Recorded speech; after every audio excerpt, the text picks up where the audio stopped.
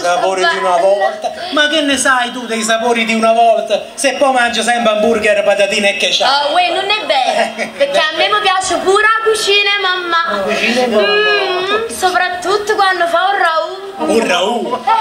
Ma perché mamma ti fa un ragù? Ah, e perché tu come mi chiami?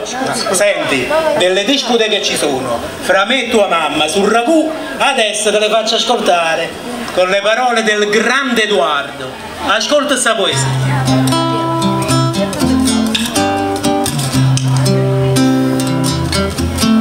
Un ragù che piace a me lo faceva solo mamma.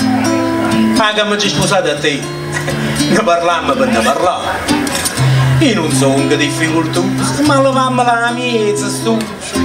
Vabbè, come vuoi tu, mo ci avessimo appiccicato. Tu che dici che sei ragù? Mo magna per mo mangiare. Vabbè, ma fai ricere una parola.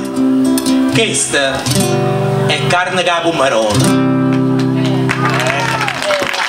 Saggio Edoardo. Grande.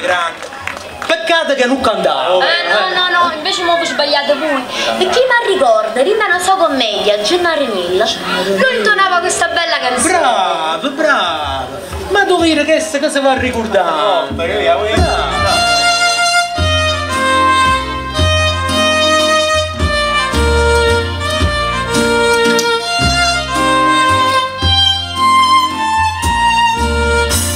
Occhio che tiene bella, luce che chiude stella, sonnire chiude nera, so come tu sospira, ogni sospiro cosa, ma te non fuoco d'ocio, e come trasambietta, non mi dà più a ricetta, e chi mi può scordare?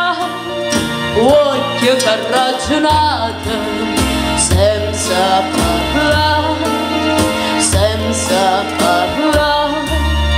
a me guardato sì, è stata vano poca, come di chi, come voglio.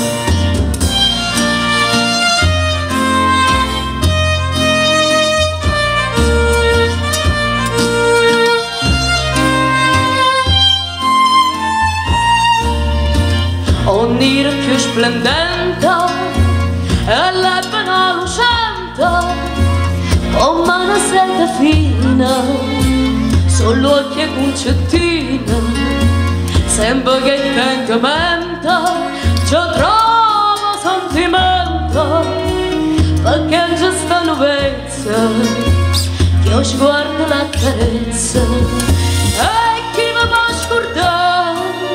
Occhio che ha ragionato senza parlare,